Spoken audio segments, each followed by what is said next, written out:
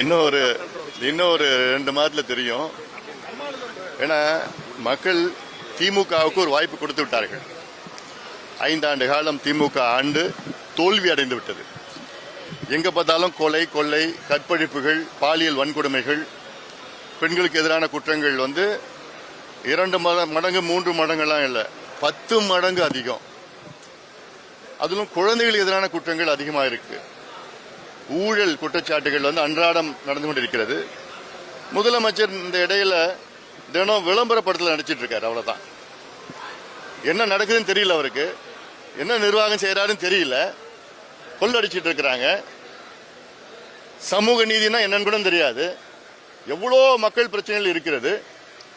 இப்போ விளம்பரப்படுத்திட்டு இருக்கிறாங்க. அவ்வளவுதான், வேற எதுவுமே நடக்கல.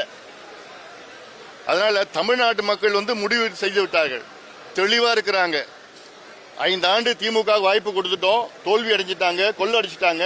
பெண்களுக்கு பாதுகாப்பு இல்ல, சாராயத்தை வித்துட்டு இருக்காங்க, கஞ்சா வித்துட்டு இருக்காங்க, ஊழல் செஞ்சுட்டு இருக்காங்க, விவசாயிகள் தற்கொலை பண்ணிட்டு இருக்கிறாங்க. அரசு ஊழியர்களிலிருந்து அத்துணை தரப்பு மக்களும் வீதியிலே போராடி கொண்டிருக்கின்றார்கள். அதனால திமுகவை மாற்றி அதிமுக தலைமையிலான தேசிய ஜனநாயக கூட்டணிக்கு வாய்ப்பு கொடுப்போம் என்று தமிழ்நாடு மக்கள் முடிவு செய்து விட்டார்கள். இன்னும் 2 மாதத்துல நீங்க பார்க்க போறீங்க. ஏன்னா இதுல களத்துல நாங்க பார்த்துட்டு இருக்கிறோம். திமுக மீது மிகுந்த கோபத்தில் இருக்கிறார்கள் மக்கள். அது குறிப்பாக பெண்கள், தாய்மார்கள், பெற்றோர்கள்.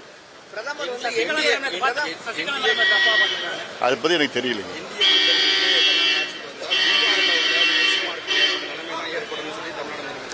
இது வேடிக்கையா இருக்குது. இல்ல, பீகார் வேறு, தமிழ்நாடு வேறு. அதான் இது வேடிக்கையா இருக்கு, சொல்றதுல வேடிக்கையா இருக்கு. அதாவது உருப்படியா ஏதாவது முதலமைச்சர் சொல்றாரா? ஒன்னும் கிடையாது. நேற்று கோயம்புத்தூர்ல பாத்தீங்கன்னா சத்து உணவுல இருந்து பள்ளி விழுந்திருக்கு. 43 குழந்தைகள் மருத்துவமனையில் அனுமதிக்கப்பட்டிருக்காங்க. நேற்று முன்தினம் பாத்தீங்கன்னா மதுராந்தகத்துல ஒரு 15 வயது சிறுமி 2 மனித மிருகங்களால் பாலியல் வன்கொடுமை செய்யப்பட்டு கொடூரமான முறையில் தாக்கப்பட்டார். இன்னும் கண்டுபிடிக்கல, எங்கன்னு தெரியல. அவங்களுக்கு தப்பி ஓடி போயிட்டாங்க. தினம் இதுதான் நடந்துட்டு இருக்கு. இதை பத்தி இதுல கவனம் செலுத்தல முதலமைச்சர். விளம்பரப்படுத்திக்கிட்டு தமிழ்நாடு மிளிர்கிறது, ஒளிர்கிறது என்று சும்மா ஒன்னும் இல்லாத வெற்று விளம்பர படத்தில் நடிச்சிட்டு இருக்கிற முதலமைச்சர் இதையும் பாருங்க, சட்ட ஒழுங்கையும் பாருங்க. கஞ்சா தடுத்து நிறுத்துங்க, கொலையை தடுத்து நிறுத்துங்க, பாலியல் வன்கொடுமையை தடுத்து நிறுத்துங்க. நிச்சயமா அதை பத்தி எங்களுக்கு தெரியல. நிச்சயமா வலுவா இருக்கு. அதனால யார் என்ன பேசிட்டு இருக்கோன்னு உங்களுக்கு சொல்லணும்னு அவசியம் கிடையாது. அதனால அதெல்லாம் பார்த்துல அப்புறம் பாத்துக்கலாங்க. பிரதமர் என்டிஏ கவர்மெண்ட் சொல்றாரு, கடந்த கூட்டத்துல என்டிஏ கவர்மெண்ட் தான் சொல்றாரு, அதிமுக தலைமையிலான இப்ப உங்களுக்கு என்ன பிரச்சனை? இப்போ சொல்ல மாட்டாரு. தமிழ்நாட்டுல அதிமுக தலைமையிலான கூட்டணி என்டிஏ. அதிமுக தான் அதுக்கு தலைமை. எடப்பாடி பழனிசாமி அவர்கள் தான் முதலமைச்சர் வேட்பாளர்.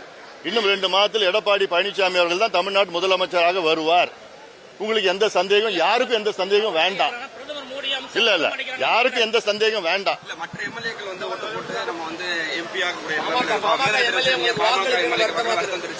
ஆமா, அதுக்கு இதுக்கு என்ன சம்பந்தம் இருக்கு?